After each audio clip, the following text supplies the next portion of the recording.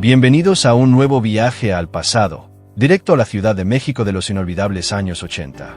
Una época donde las calles bullían de vida, la música marcaba cada rincón, los anuncios pintaban el ambiente y hasta los productos más sencillos de la tiendita tenían el poder de transportarnos a otro mundo.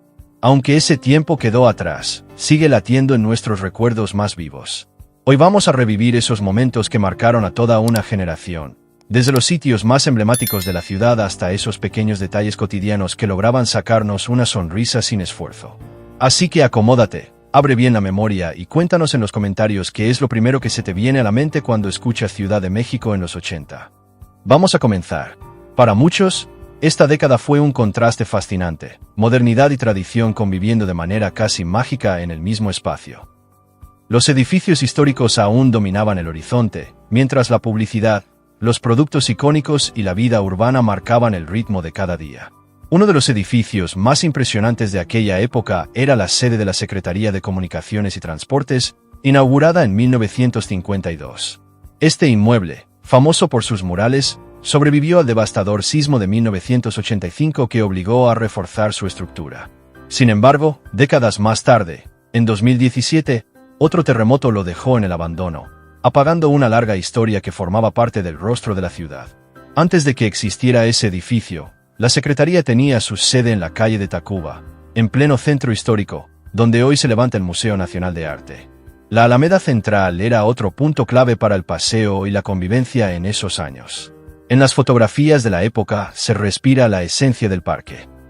Familias caminando tranquilamente, vendedores ambulantes ofreciendo sus productos, algo que ya no es común ver, mujeres policías encargadas de vigilar la seguridad. Con el paso del tiempo, la Alameda fue transformándose, remodelaron sus fuentes, recortaron árboles y su apariencia cambió por completo respecto a la de aquellos días. Y claro, hablando de recuerdos ochenteros, ¿quién no se emocionaba al abrir una bolsa de Sabritas y descubrir dentro la clásica bolsita de catsup picante? Esa promoción fue un auténtico fenómeno y la pequeña carita sonriente quedó tatuada en la memoria colectiva. La marca intentó después con otros tipos de salsas, pero ninguna alcanzó la misma fama.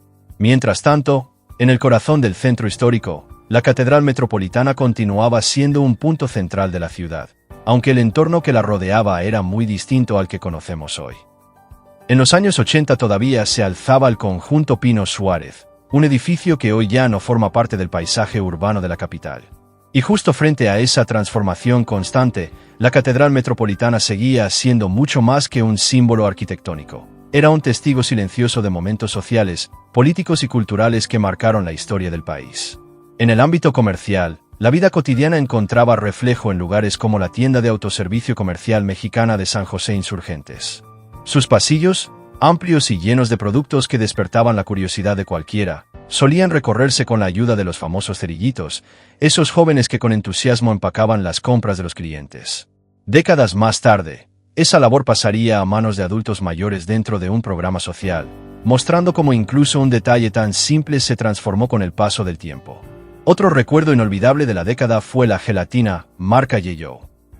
Esta empresa, con raíces que se remontan a 1845, ya gozaba de gran popularidad en los 80, compitiendo directamente con marcas como Royal y Pronto.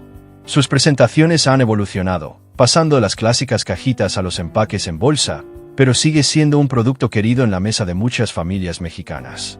Y si hablamos de símbolos de la ciudad, la Glorieta de la Palma en Paseo de la Reforma ocupó un lugar especial durante más de un siglo, hasta su retiro en 2022.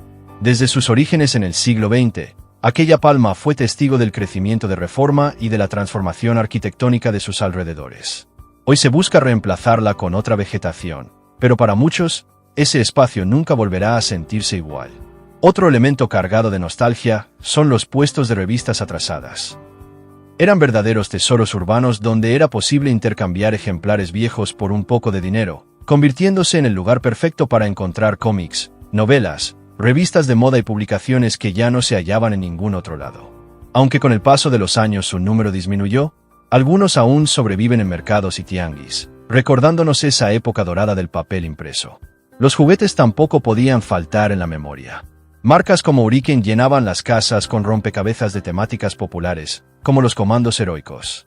Algunos modelos resultaban tan complejos que se convirtieron en verdaderos retos, con distintos niveles de dificultad. Hoy en día los rompecabezas han incorporado la tecnología digital, pero aquellos clásicos setenteros y ochenteros siguen siendo una referencia que despierta sonrisas y recuerdos. Y desde las alturas, la vista del paradero de Chapultepec en los 80 mostraba un escenario totalmente distinto al actual. La Torre Mayor y la Torre Vancomer aún no existían, y el cine Chapultepec seguía en funciones con su inconfundible letrero iluminado. La zona de Reforma, que entonces tenía un aire más sereno, ha cambiado radicalmente con los rascacielos que hoy dominan el horizonte y una imagen mucho más moderna que contrasta con lo que alguna vez fue. Pero no todo en la ciudad eran grandes construcciones o centros comerciales. También existían escenas cotidianas que definían la esencia de la época. Basta imaginar a los vendedores de paletas avanzando con su carrito entre el tráfico de paseo de la Reforma, mientras de fondo se mezclaban los autos y los edificios, formando una postal urbana que hoy provoca una inevitable nostalgia. Para quienes crecieron en los 80, hasta los útiles escolares eran símbolo de identidad y estatus dentro de la escuela. Los colores de la marca Verol, por ejemplo, eran sinónimo de calidad y cierto lujo, tanto que muchos niños los guardaban como auténticos tesoros y apenas los compartían. Los padres solían optar por versiones más económicas para el día a día, reservando los Verol o los Prismacolor metálicos para tareas y proyectos especiales en casa. También estaban los inolvidables doble color, prácticos y funcionales, que ahorraban espacio a la cartuchera y venían en estuches de plástico transparente, muy populares entre los estudiantes.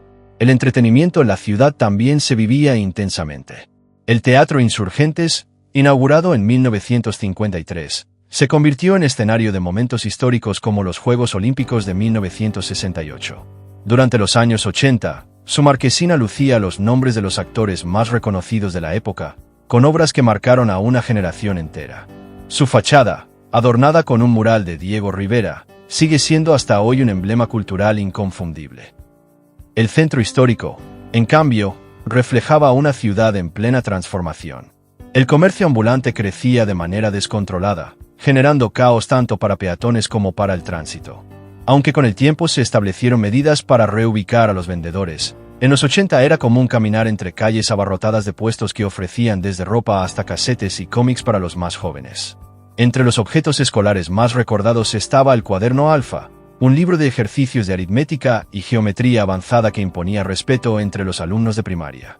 Sus problemas matemáticos resultaban complejos para esa edad, pero reflejaban un sistema educativo muy distinto al actual, con materias que hoy ya han desaparecido. En la arquitectura, la ciudad también mostraba un rostro cambiante. Desde el aire, la vista del Palacio de Bellas Artes en los 80 estaba acompañada por edificios emblemáticos como el Mariscala y el Teatro Hidalgo del Seguro Social.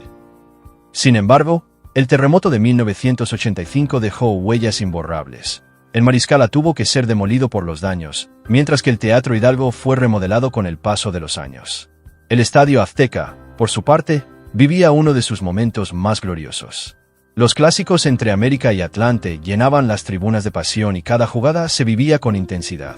En el campo, los jugadores vestían uniformes que hoy se consideran clásicos, y alrededor de la cancha, las vallas publicitarias mostraban marcas que con el tiempo desaparecieron. En los supermercados y en las alacenas mexicanas también había productos con una identidad visual distinta a la de ahora. Las latas de chiles de la marca SYD, con su diseño clásico de finales de los 70 y principios de los 80, se convirtieron en un referente. Sus anuncios en radio y televisión aún resuenan en la memoria de muchos. La música de la década fue otro elemento inolvidable. Grupos como Parchís, desde España, y Menudo, desde Puerto Rico, aunque extranjeros, lograron conquistar el corazón del público mexicano. Revistas como Escándalo publicaban constantemente sus fotos y noticias, convirtiéndolos en referentes de moda juvenil. Y hablando de dulces recuerdos, la envoltura del chocolate Milka de los 80 sigue grabada en la mente de muchos. Con sus presentaciones de almendras, avellanas o el clásico de leche, era un favorito en las meriendas familiares. Otro objeto cotidiano pero indispensable era la máquina de escribir. Modelos como los Olivetti formaban parte esencial tanto de oficinas como de hogares, siendo herramientas clave en la vida diaria. Hoy, aunque son piezas de colección, en aquel tiempo eran insustituibles. La nostalgia también alcanza a la panadería. Los panqués de Bimbo, en sus versiones con nueces y pasas, eran un clásico absoluto, acompañados de su empaque entrañable y del osito Bimbo como protagonista de la publicidad. Los electrodomésticos, por su parte, mostraban la tecnología de la época. En 1985 Philips promocionaba sus lavadoras, estufas y refrigeradores, aparatos robustos pero de alto consumo eléctrico en comparación con los de hoy. Y si hablamos de anuncios que marcaron a generaciones, imposible olvidar la lámina publicitaria de Barcel con su simpática ardilla. Durante años fue el sello que acompañó a sus botanas, convirtiéndose en una estampa de infancia para quienes crecieron en aquella década, recordando tardes de juegos, risas y sabores que definieron una época. El café soluble ya formaba parte inseparable de la rutina en muchos hogares mexicanos. Nescafé, con su inconfundible frasco de vidrio y la tapa roja, se consolidó como el favorito en las alacenas, símbolo de esas mañanas en las que el aroma del café acompañaba los primeros momentos del día. Aunque con los años su imagen fue cambiando, su presencia sigue siendo un referente de la vida cotidiana en México. La Ciudad de México, mientras tanto, continuaba en constante transformación. La calle Madero, que hoy reconocemos como peatonal, en aquellos años todavía permitía la circulación de automóviles. Su historia venía de lejos, primero llamada calle de San Francisco, después Plateros, hasta finalmente ser rebautizada en honor a Francisco y Madero en 1914. En los 70 y 80 sus característicos postes de alumbrado iluminaban una vía repleta de comercio, tradición y tránsito, convirtiéndola en un corredor urbano lleno de vida. El fútbol también dejó huella en la memoria colectiva, especialmente en 1986, cuando México fue sede de la Copa Mundial. Fueron 52 partidos con 24 selecciones participantes, un evento que marcó la historia del país. La imagen de Diego Maradona brillando con Argentina, coronándose campeón, se convirtió en una de las más icónicas del deporte. En las calles, la celebración era desbordante. Banderas ondeando, caravanas de autos, bocinas y la pasión de una nación unida por el fútbol. En el terreno de los productos de consumo, los jugos Vigor eran habituales en los hogares. Su envase característico los hizo fácilmente reconocibles hasta finales de los 80, cuando comenzaron a competir con Jumex y Del Valle. Aunque su presentación cambió con los años, quienes crecieron en esa década aún recuerdan su sabor y diseño. Otro punto cargado de identidad se encontraba en el Peñón de los Baños, una colonia muy particular en la alcaldía Venustiano Carranza, situada a pocos metros del aeropuerto. Reconocida por su tradicional celebración del 5 de mayo, cada año recreaba la batalla de Puebla con vestuarios, música y representaciones que daban vida a la historia. En lo alto de la formación rocosa se instalaban equipos de comunicación y el radar del aeropuerto, convirtiéndolo también en un punto estratégico. Las calles del centro y avenidas como Reforma o Insurgentes eran escenarios donde los vendedores ambulantes y artistas callejeros formaban parte del paisaje urbano. Malabaristas, lanzafuegos y vendedores de periódicos se movían entre los autos en los cruceros más transitados. Aunque hoy estas escenas no han desaparecido del todo, el cambio de los modelos de automóviles y la modernización del transporte han transformado la postal urbana. La diversión infantil también encontraba lugar en juguetes inolvidables como la cámara de Fisher-Price. Este simpático aparato permitía a los niños jugar a ser fotógrafos. Al presionar el disparador, un cubo giraba en la parte superior simulando un flash. Fisher-Price también ofrecía otros juguetes que imitaban teléfonos, radios y televisores, acercando el mundo adulto a la fantasía infantil. En la arquitectura, la Glorieta de Colón mostraba un rostro diferente al actual. A un lado se levantaban los edificios que albergaban las oficinas de recursos hidráulicos, con una fachada que ha cambiado notablemente. Del otro lado, el Hotel Francis mantenía su estilo clásico, mientras en el centro se erguía la estatua de Cristóbal Colón, que con el paso de los años fue retirada, dejando a la Glorieta con otra identidad. Las calles también se llenaban con los camiones de reparto de Coca-Cola. En los 80, todas las botellas eran de vidrio y se transportaban en cajas abiertas, un sistema que implicaba riesgos de caídas o robos. Con el tiempo, la compañía migró hacia envases de plástico y cajas cerradas, cerrando así una etapa de la distribución que muchos aún recuerdan. Otro empaque que dejó huella fue el del pan tostado Bimbo. Su envoltura clásica, con el entrañable osito Bimbo, acompañó durante años los desayunos familiares. Ya en los 90 el diseño del producto cambió constantemente hasta convertirse en el que conocemos hoy. Y si hablamos de la década, resulta imposible no mencionar el auge de los videojuegos. Pac-Man, lanzado en 1980, arrasó en las arcades con su sencilla pero adictiva mecánica, devorar puntos mientras se huía de fantasmas. Su impacto fue tal que incluso llegó a tener su propia serie animada. Otro título inolvidable fue Missile Command, creado por Atari, donde el jugador defendía ciudades de ataques con misiles. El juego alcanzó tal popularidad que apareció en la película Terminator 2, con John Connor jugando en una máquina arcade. En 1985, el mundo conoció Super Mario Bros., el título que prácticamente rescató a la industria del videojuego tras la debacle causada por el fracaso de E.T. The Extraterrestrial de Atari. Al controlar al fontanero Mario, los jugadores recorrían mundos llenos de enemigos, monedas y aventuras, con el objetivo de rescatar a la princesa de las garras de Bowser, dando inicio a una saga que cambió la historia de los videojuegos para siempre. El éxito de Super Mario Bros. Fue tan grande que recibir un Nintendo con este juego en Navidad se convirtió en el sueño dorado de miles de niños en México.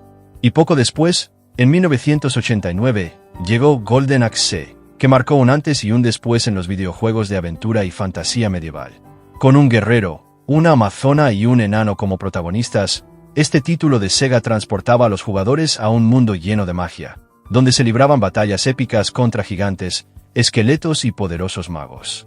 Mientras tanto, la infraestructura vial de la Ciudad de México vivía transformaciones importantes. En los 80, el periférico era una arteria completamente distinta a la que conocemos hoy, sin distribuidores viales ni segundos pisos, lo que provocaba un tráfico interminable, especialmente en zonas cercanas a Campo Marte. Con los años se implementaron nuevas soluciones para agilizar el tránsito, aunque la congestión vehicular sigue siendo una de las características más persistentes de la capital. La historia de la ciudad también se refleja en edificios emblemáticos como el Seminario número 1, que en 1553 albergó la primera Universidad de México. En su planta baja funcionó la primera cantina con licencia del país, llamada El Nivel, fundada en 1857. Aunque cerró sus puertas en 2008, este lugar aún permanece como un testimonio vivo del pasado de la ciudad y de su vida cultural. Y hablando de vida estudiantil, es imposible olvidar los bolígrafos P y Perme, con su distintivo logo de 2 corazones. Eran un básico en las listas escolares de los 80, disponibles en tintas negra, azul y roja. Sus diferentes modelos se adaptaban tanto a los estudiantes como a los ejecutivos, convirtiéndolos en un objeto indispensable de aquella década. La economía y la banca también se transformaron en esos años. El edificio de multibanco con Mermex se alzaba en la zona de Periférico y Reforma, símbolo de una institución fundada en 1934 como Banco Comercial Mexicano, que luego evolucionó a Inverlat y más tarde pasó a formar parte de Scotiabank. Por su parte, las terrazas en restaurantes empezaron a ganar protagonismo en los 70 y 80, sobre todo en la zona rosa, donde los comensales disfrutaban de su comida al aire libre. Este estilo de servicio se extendió poco a poco a otros rincones de la ciudad, aunque en algunos casos provocó problemas de espacio en las banquetas. Entre los sabores inolvidables de la época estaba la miel de maíz de la marca Caro. Su icónica botella, diseñada especialmente para bebés, era un clásico en los hogares mexicanos. Además de su versión infantil, ofrecía también miel de maple, ideal para postres y desayunos. Aunque su presentación ha cambiado con los años, sigue siendo un producto que despierta recuerdos entrañables en quienes crecieron en esos tiempos. ¿La probaste alguna vez? ¿Recuerdas cómo era su sabor o el lugar donde la compraban en tu casa? Así cerramos este viaje por la Ciudad de México en los años 80, una década de contrastes, de costumbres inolvidables y de objetos que marcaron nuestra infancia y juventud. Si este recorrido despertó tu nostalgia, no olvides dejar tu me gusta, suscribirte y activar la campanita para no perderte más contenido lleno de recuerdos. Nos vemos en la próxima edición de El Archivo de México. Hasta entonces.